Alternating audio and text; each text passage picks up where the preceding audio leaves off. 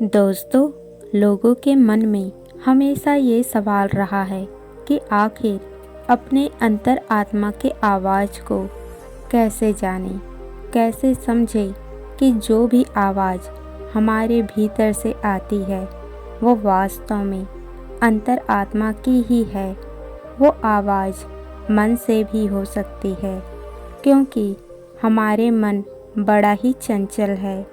हम सभी लोग अपने मन में ही फंसे हुए हैं और ये हमें अपने अनुसार, हमारे भौतिक शारीरिक सुख के अनुसार हमें घुमाती रहती है, मचाती रहती है, हमारे भीतर से आवाज़ देती रहती है, ऐसा करो, वैसा करो, ये ना करो, ये करने से कुछ अनहोनी हो जाएगी।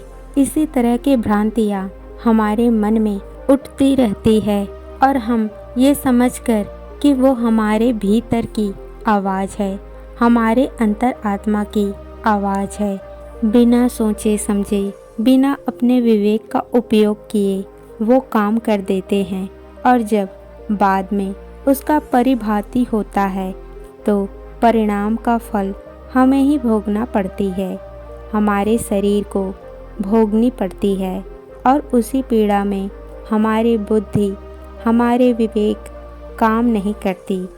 उस वक्त हमारे मन हम पर और हावी हो जाती है और हमारे भीतर क्रोध, लोभ ये सभी विकारों को हल कर देता है, जिस वजह से हम अपने फंसे हुए मुसीबतों में ठीक से निर्णय नहीं ले पाते हैं।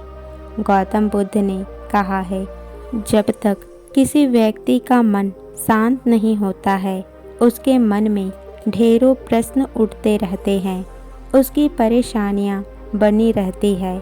मन की एक अवस्था में प्रश्न होते हैं और दूसरी अवस्था में सिर्फ और सिर्फ उत्तर।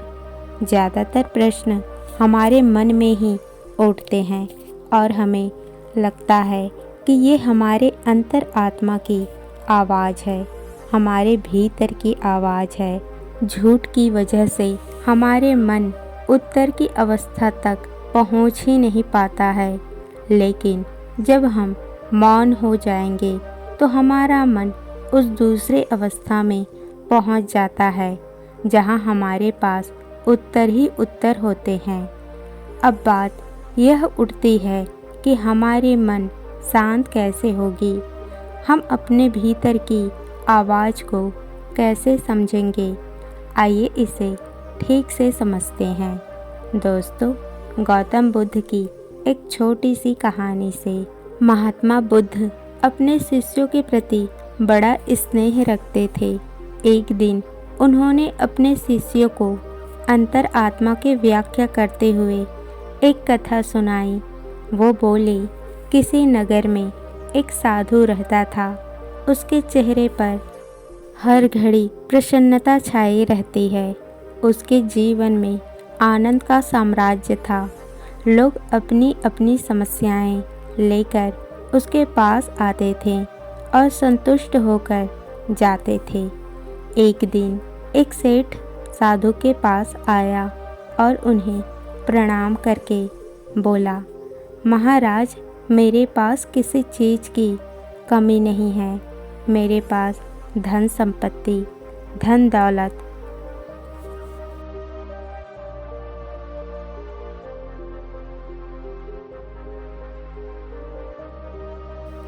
बाल बच्चे सब कुछ है और ये सभी संपत्तियाँ हमारे पुरखों से चली आ रही है।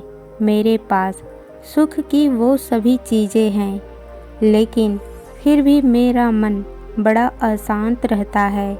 मैं क्या करूं? सेठ की ये बातों को सुनकर साधु कुछ भी जवाब नहीं दिया। वह चुपचाप बैठा रहा, फिर उठकर चल दिया। यह देखकर सेठ को आश्चर्य हुआ और सेठ भी उसके पीछे पीछे चल दिया। कुछ दूर जाने के बाद वो आश्रम के कोने में पहुंच गया और वहां जाकर साधु ने आग जलाई और एक एक करके लकड़ी उसमें डालता रहा। आग तेज होती रही। कुछ देर के बाद वह सेठ के ओर बिना देखे उठ खड़ा हुआ। सेठ को बड़ी हैरानी हुई।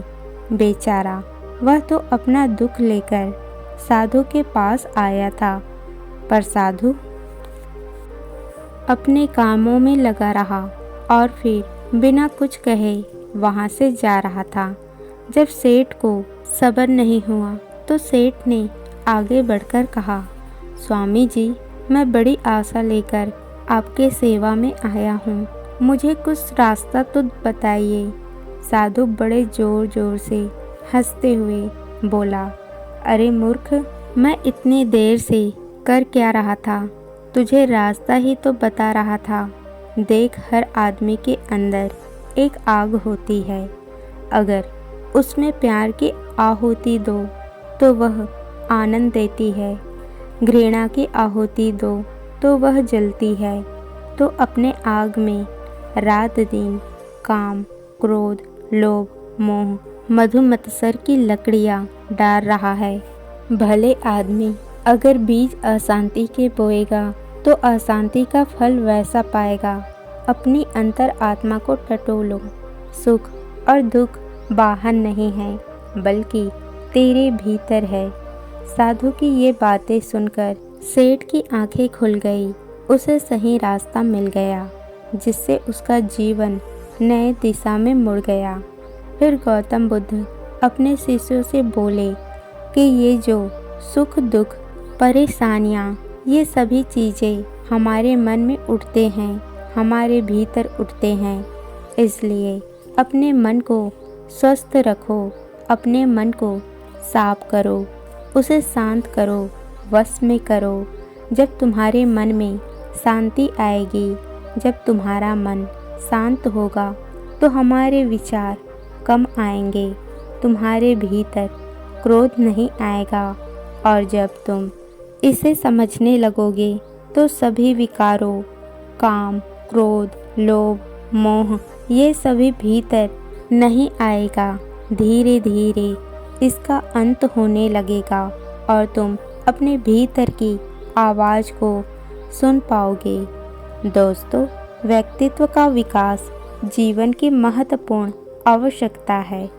प्रायः देखा गया है कि अज्ञानता से अभिशप्त व्यक्ति क्षुद्र सोच और समझ से ऊपर नहीं उठ पाता है और इसी वजह से वह चेतना के उस अवस्था तक पहुंच पाने से वंचित रहकर तमाम दुखों और कष्टों को घिरा रहता है। ये सभी दुख, सुख, कष्ट हमारे मन में तो उत्पन्न होते हैं, इसलिए अपने मन के जालों से मुक्त होइए। इसे समझिए, इसे जानिए कि मन बड़बड़ को कम कीजिए, तभी आप अंतर आत्मा की आवाज़ को सुन पाएंगे। सभी लोगों के भीतर अंतर आत्मा की आवाज़ उठती तो है, लेकिन हमारे मन की बड़बड़ इतना ज़्यादा है, जिसकी वजह से मन की आवाज़ सुनकर ही उस व्यक्ति को लगता है कि वो अंतर आत्मा की आवाज़ है। अंतर आत्मा की आवाज़ को पकड़ने के लिए मन की बड़बड़, मन के जालों से मुक्त होना होगा और इसका एक ही उपाय है, वह है ध्यान। ध्यान करने से मन में प्रश्न कम होने लगते हैं, आपके भीतर विचार कम आने लगते हैं और उस वक्त जो आवाज़ सुनेंगे, जो आवाज़ महसूस करेंगे, वो आपके अंतर आत्मा की आवाज़ होगी। वो आवाज़ आपके भीतर से होगी, जिसका उपयोग करके आप एक सफल और शांतपूर्ण जीवन जी सकते हैं।